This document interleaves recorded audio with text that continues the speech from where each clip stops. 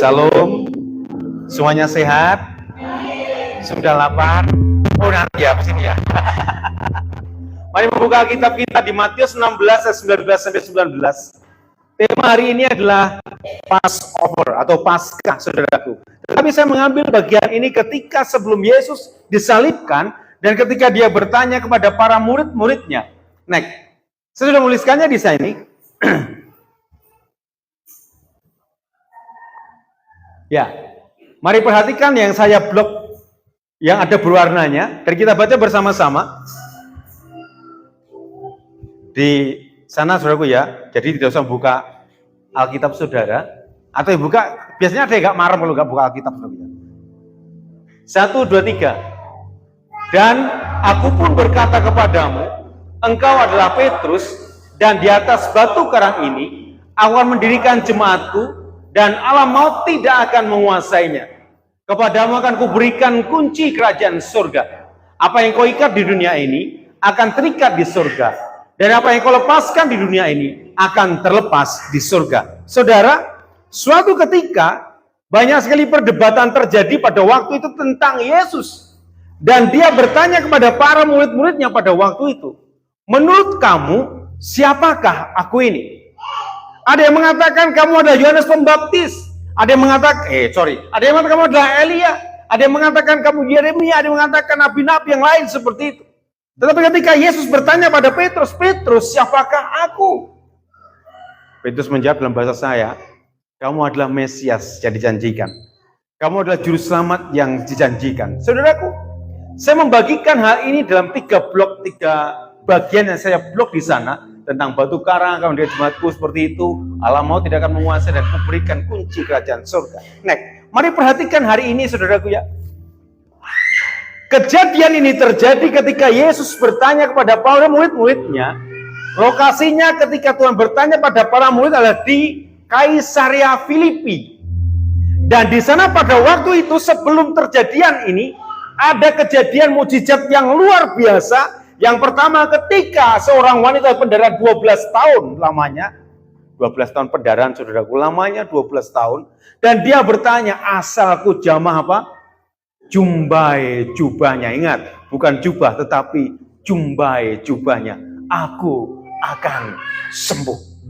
Dan mukjizat terjadi pada waktu itu. Yang pertama, yang kedua, ada seorang anak perwira yang 12 tahun umurnya hampir mati dan mati akhirnya. Tetapi Yesus bangkitkan. Ini kejadian ketiga di Kaisarea Filipi. Saudaraku, ini sesuatu hal yang luar biasa ketika Yesus bertanya tentang siapakah dia. Sebelumnya sudah ada mukjizat yang luar biasa di sini. Ketika 12 tahun pendarahan hanya menjamah jumbai jubah, disembuhkan Tuhan. Ini menunjukkan bahwa dimanapun tempatnya, Yesus bisa membuat mukjizat. Katakan amin. Bukan hanya di Kaisarea Filipi, tetapi di sini juga akan terjadi mukjizat untuk saudara dan saya.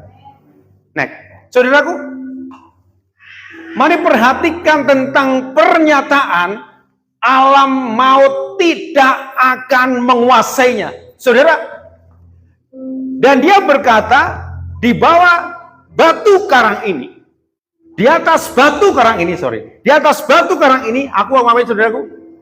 Aku akan masak nasi goreng, gitu. Enggak ya? Enggak ya? Apa saudaraku? Di atas batu karang ini, aku akan mendirikan jemaatku.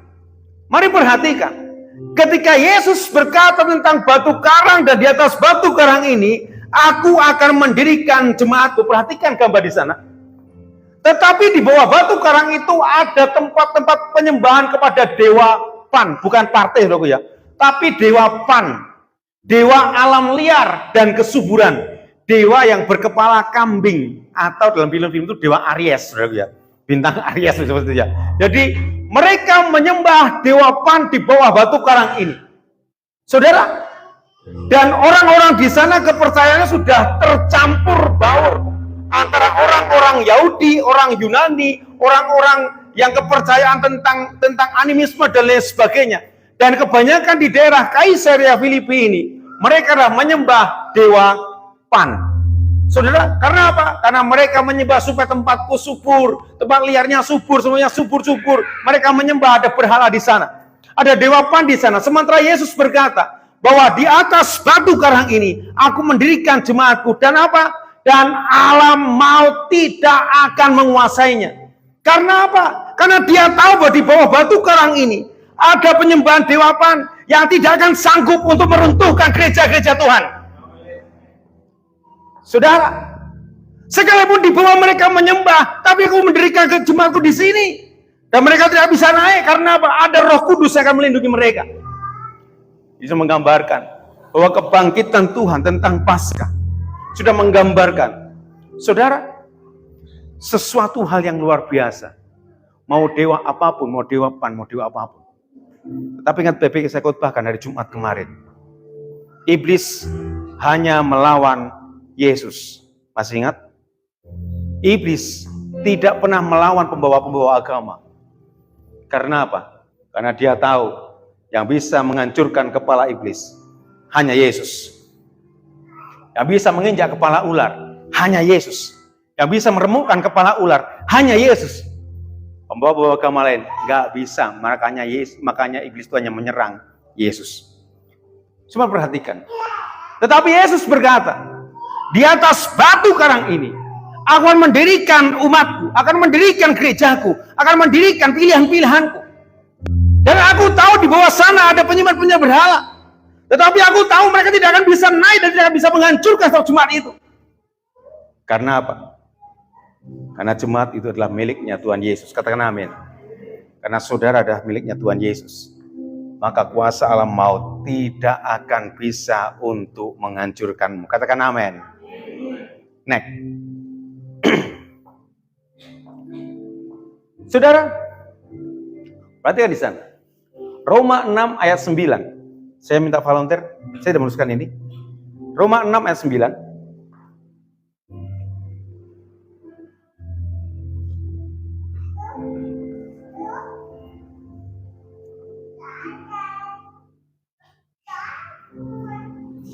Sudah temu? Ya. Saya dibaca. Roma 6 ayat yang ke-9. Karena kita tahu bahwa Kristus sudah bangkit dari antara orang mati, tidak mati lagi, mau tidak berkuasa lagi atasnya. Amin. Saudara, kembali ke PowerPoint. Ada pernyataan Yesus berkata bahwa alam maut tidak akan bisa menguasainya. Next, PowerPoint-nya tadi mana ini? Ini sudah menggambarkan bahwa ketika Paulus menuliskan bahwa Yesus sebelum ini, yang tadi Mbak, lagi,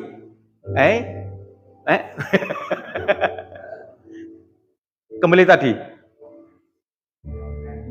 yang terakhir tadi Mbak. Nah, terus lagi, oh ini judul. Nah, tekan dia aku mau ya. Tekan neck. Saudara, kebangkitan Tuhan adalah kebangkitan yang luar biasa.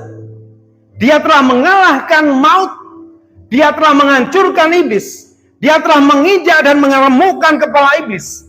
Saudara, mari kita belajar hari ini bahwa alam maut tidak akan bisa menguasainya. Ada pernyataan dalam bahasa Yunani tentang alam maut adalah pintu alam maut. Sehingga apa? Yesus bukan hanya membuka pintu, tapi menghancurkan pintu itu dan menghajar iblis dan membunuh kuasa-kuasa iblis. Saudaraku, ini menggambarkan bahwa kita semuanya, Yesus telah mengalami maut, Yesus telah mengalami salib, Yesus telah mengalami kematian. Tetapi dia bukan hanya mati, dia bangkit buat saudara dan saya. Itu menunjukkan bahwa dia telah menguasai dan mengalahkan maut. Katakan amin. Katakan amin. Karena Yesus telah meremukkan kepala iblis. Saudara, maut, alam maut tidak akan bisa menguasainya. Karena apa? Sudah tunduk di bawah kaki Yesus. Katakan amin. Maut tidak akan bisa menguasai jemaat-jemaat Tuhan. Maut tidak akan bisa menguasai orang-orang percaya. Karena apa? Karena Yesus telah mengalahkan dia di kayu salib. Yesus telah menjadi domba Paskah. Dia bukan hanya mati, tapi dia bangkit. Dan hari ini jutaan gereja, mungkin miliaran gereja memperingati kebangkitan Tuhan. Dan kenapa kita beribadah di hari Minggu? Karena kita memperingati kebangkitan Tuhan. Katakan amin. Saudaraku, saudara orang percaya. Dan ingatlah baik-baik. Alam maut tidak akan bisa menguasai saya. Katakan amin. Dan mari kita ngomong bersama-sama. Alam maut tidak akan bisa menguasai saya. Seperti itu ya. Dan tirukan saya deh, daripada nanti salah. Alam maut tidak akan bisa menguasai saya. Karena Yesus telah mengalahkan maut. Dia mati buat saya, tapi dia bangkit buat saya. Haleluya. Saudara, ingatlah baik-baik bahwa sesuatu hal yang luar biasa. Ketika kau percaya bahwa Yesus adalah Tuhan dan Juru Selamatmu, ingatlah bahwa Yesus berkata, alam maut tidak akan bisa menguasaimu, karena maut sudah aku kalahkan, sudah aku hancurkan. Bukankah itu sesuatu yang luar biasa dalam hidupmu? Tidak ada pembawa-pembawa agama yang berkata seperti itu. Berbuatlah baik, berbuatlah ini dan itu. Tapi Yesus berkata, aku mendirikan jemaatku, dan alam maut tidak akan bisa menguasainya. Siapa jemaat Tuhan? Saudara dan saya. Katakan amin. Next. Yang ketiga, tentang kunci kerajaan surga, ayat 19. Saudara, yang punya kunci gereja, selain saya siapa? Bang Putra. Selain Bang Putra siapa? Pak To. Selain itu ada yang lagi? Dulu Mak Titi karena tidak ada pastori ya. Ada 3 ya. Kenapa diberi kunci kira-kira?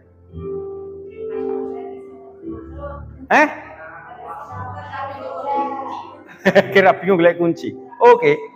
Tetapi tidak semua jemaat dikasih kunci. Ya enggak? Halo? Semua jemaat dikasih kunci? Enggak toh? Cuman beberapa orang toh. Berarti orang-orang yang dikasih kunci, kembali ke PowerPoint. Yang pertama orang yang dikasih kunci adalah, sebelumnya. Orang yang dipercaya. Ya enggak? Kalau enggak dipercaya enggak mungkin dikasih kunci. Gimana? Dan Yesus berkata pada Petrus, aku memberikan kunci kerajaan surga. Maksudnya bukan berarti hanya Petrus yang bisa membuka kerajaan surga. Tetapi kunci maksudnya orang-orang yang diberi kepercayaan untuk bisa membuka dan menutup gereja. Surga. Tadi gara-gara kunci gereja tadi loh. Pintu gereja juga dengan adanya kunci akan bisa membuka dan menutup. Gimana? Oh, tanpa kunci juga bisa Pak buka dan menutup. Emang. Tapi seorang kabeh sekalipun sini hanya ada ratusan juta yang di sini saudaraku ya. Bisa hilang kabeh. Apalagi pinggir jalan gede seperti ini saudaraku. Akan sangat cepat. Saudaraku. Sehingga ada sebuah kunci yang bisa menjadi kunci kerajaan surga. Maksudnya adalah menjadi orang-orang kepercayaan Tuhan yang bisa membuka dan menutup pintu. Yang bisa membuka dan menutup pintu. Saudaraku. Saudara dan saya Petrus-Petrus yang baru. Yang diberikan kunci kerajaan surga. Yang menjadi kepercayaan Tuhan. Yang bisa membuka dan menutup seseorang. Dan yang bisa membawa seseorang masuk dalam surga. Katakan amin. Bukan hanya saudara bisa menikmati tentang surga itu. Tapi saudara diberikan kunci untuk membuka pintu itu. Nih ayo masuk ke surga bareng-bareng dengan aku. Nggak mungkin ketika saudara dan saya mempersilahkan tamu. Sementara saudara bawa kunci. Gitu, buka pintu nih. Monggo mas. Buka ceklek. Monggo mlebet kok tak mriki mawon. Enten seperti itu? Nggak ada toh? Eneng ora? Nuwun. Oh, kunci tak mriki mas. Buka ceklek. Monggo mlebet kok tak mriki mawon. Ngoten seperti itu? Enggak mungkin. Ketika kita bawa kunci, ceklek nuwun monggo ayo monggo tak terke mriki seperti itu. Saudara dan saya diberikan kunci kerajaan surga untuk membuka surga bagi orang-orang lain yang belum percaya. Katakan amin. Sebuah kepercayaan yang luar biasa, saudaraku. Maka bersyukurlah karena Tuhan yang saudara sembah, yang saya sembah, memberikan kepercayaan yang luar biasa. Kebangkitan Tuhan sudah menunjukkan bahwa Tuhan kita luar biasa. Katakan amin. Next, yang terakhir. Saudara perhatikan di Yesaya 22 ayat 20 sampai 22. Yang 22-nya saja. Yesaya 22 ayat 22.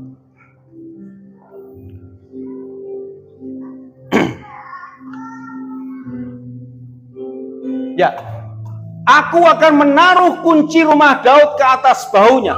Apabila ia membuka, tidak ada yang dapat menutup. Apabila ia menutup, tidak ada yang dapat membuka. Kembali ke PowerPoint. Perhatikan hari ini.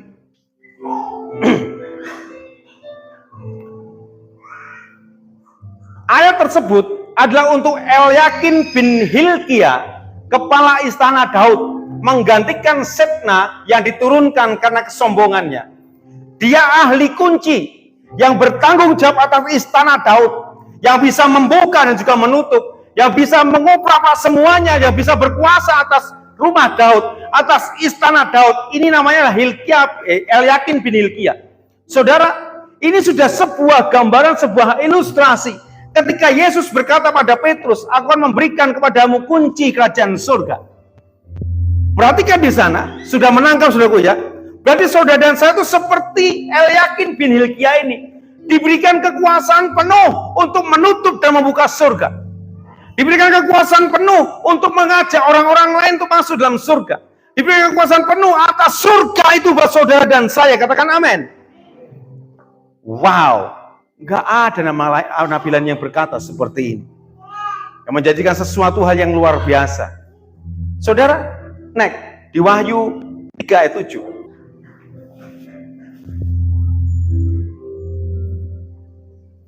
Dan tuliskanlah kepada malaikat jemaat di Philadelphia, inilah firman dari yang kudus yang benar, yang memegang, apa saudaraku? Kunci Daud. Apabila ia membuka, tidak ada yang dapat menutup. Apabila ia menutup, tidak ada yang dapat membuka. Kembali ke PowerPoint. Saudara, saudara punya kunci kerajaan surga. Katakan amin. Saudara kunci antara punya dan kunci jadi bunyi. Saudara punya kunci kerajaan surga. Apakah engkau hanya menikmati kuncimu itu? Hanya sebuah kebanggaan punya kunci kerajaan surga? Aku duwe kerajaan surga, kuncine tak gowo. Tapi Tuhan mengingat saudara dan saya, ada mengabarkan kabar baik. Yesus berkata sebelum dia naik ke surga, ajarlah mereka melakukan segala sesuatu yang telah kuperintahkan kepadamu. Harus memuridkan banyak orang supaya percaya bahwa Yesus adalah Tuhan. Dan ketahuilah, aku menyertai kamu senantiasa sampai kepada akhir zaman. Katakan amin. Saudaraku, saudara punya kunci kerajaan surga. Tapi jangan untuk sombongan. Jika Elyakin menggantikan Sebna, Sebna sombongnya minta ampun. Karena apa? Aku punya kunci kerajaan Daud. Hanya aku yang bisa membuka istana Daud. Hanya aku yang bisa menutupnya istana Daud. Seperti itu dia sombongnya minta ampun. Maka Elyakin bin Hilkia, dia menggantikan Sebna. Saudara, ketika engkau punya kunci kerajaan surga, bukan untuk disombongkan, tapi harus dibagikan pada orang lain. Katakan amin. Harus dibagikan. Karena apa? Keselamatan untuk semua orang, bukan hanya untuk kita nikmati saja. Saudaraku, kebangkitan Tuhan sudah memberikan kepada kita wacana yang besar bahwa Yesus adalah Tuhan dan Juru Selamat yang mau jadi sama dengan manusia. Sesuatu hal yang luar biasa. Tidak ada orang, tidak ada nabi yang seperti Tuhan Yesus, yang mau menjadi sama dengan manusia. Dan ingatlah baik-baik, hanya dia yang bisa menghancurkan kepala iblis. Hanya dia yang bisa meremukkan kepala iblis. Sehingga iblis berusaha untuk melawannya terus, dengan menyakiti saudara dan saya, terus membuat sakit Tuhan Yesus. Tapi ingatlah baik-baik, Yesus berkata, di atas batu karang ini, aku akan mendirikan jemaatku, dan alam maut tidak akan bisa menguasainya. Saudara dan saya dipanggil Tuhan menjadi umat pilihan Tuhan. Dipilih Tuhan Yesus untuk menjadi jemaat-jemaatnya Tuhan. Sekalipun banyak sekali serangan, sekalipun banyak sekali tantangan dari bawah seperti itu, seperti penyembahan-penyembahan kepada dewa Pan tadi, tapi ingatlah selalu bahwa alam maut tidak akan bisa menguasainya. Ingatlah selalu, sekalipun banyak sekali tantangan dan rintangan dalam hidup kita, alam maut tidak akan bisa menguasai saudara. Karena apa? Itu janji Tuhan atas hidup kita semuanya. Katakan amin.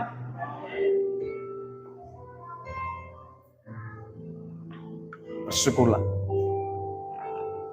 sebab Tuhan baik, sebab Yesus baik atas. Tantangan selalu ada, bahkan kuasa-kuasa yang menyerang kita dengan banyak hal. Tapi Yesus berkata, alam maut tidak akan bisa menguasainya, karena engkau adalah milik Tuhan. Katakan amin. Karena engkau adalah miliknya Tuhan, maka alam maut tidak akan bisa menguasai saudara. Mari berdoa. Saya melihat banyak orang sudah kelaparan, makanya saya hentikan saja.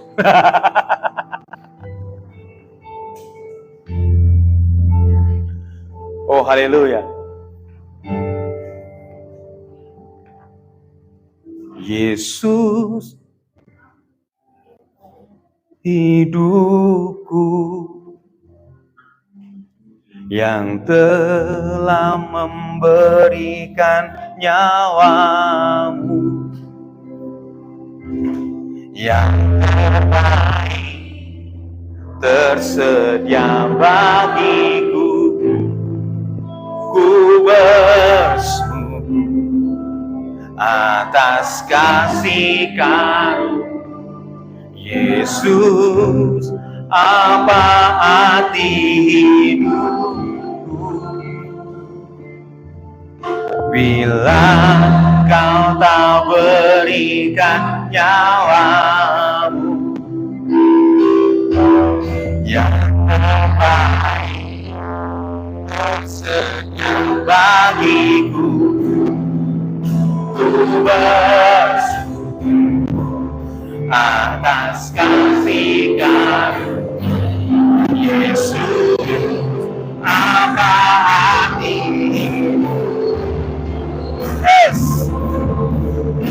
bila kau tak berikan nyawamu, yang terbaik tersedia bagiku. Ku bersyukur atas kasih karunia Yesus, apa arti hidup. Kau tak berikan nyawamu,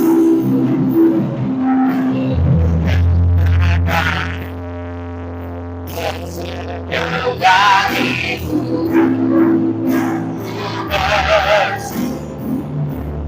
Atas kasih karunia. Saudara, engkau sangat berharga di mata Tuhan. Engkau sangat berharga di mata Tuhan. Dan Yesus berkata bahwa aku akan mendirikan jemaatku di atas batu karang ini, dan alam maut tidak akan bisa menguasainya. Perhatikan di sana, banyak sekali penyembahan di Filipi, di Kaisarea Filipi ini. Tetapi Yesus tahu bahwa ketika dia mendirikan jemaat di atas batu karang ini, bahwa alam maut tidak akan bisa menguasainya, karena dia adalah milik Tuhan. Karena setiap jemaat yang didirikan Tuhan adalah milik Tuhan, dan setiap miliknya Tuhan tidak akan bisa diambil oleh siapapun. Katakan amin. Karena engkau sangat berharga, sehingga Yesus harus mau menjadi manusia. Dia harus mengalami kematian, tetapi dia bangkit buat saudara dan saya. Dan kebangkitan Tuhan memberikan kuasa buat saudara dan saya, sehingga kuasa alam maut tidak akan bisa menguasainya. Karena Yesus telah mengalahkan maut itu. Karena Yesus telah menghancurkan maut itu. Karena Yesus sudah menghancurkan kepala, meremukkan kepala iblis. Dan iblis tidak akan bisa berkuasa lagi atas hidup kita. Dia yang bisa menakut-nakuti. Ingatlah baik-baik. Saudara miliknya Tuhan. Tetapkan dalam imanmu. Kuasa alam maut tidak akan bisa mengalahkan engkau, menguasaimu. Karena engkau adalah miliknya Tuhan Yesus. Engkau sangat berharga.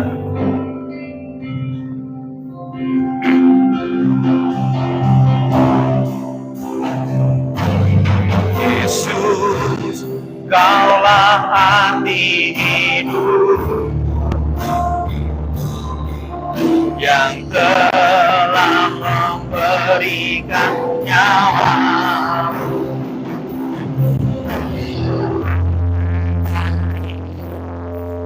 Sekali lagi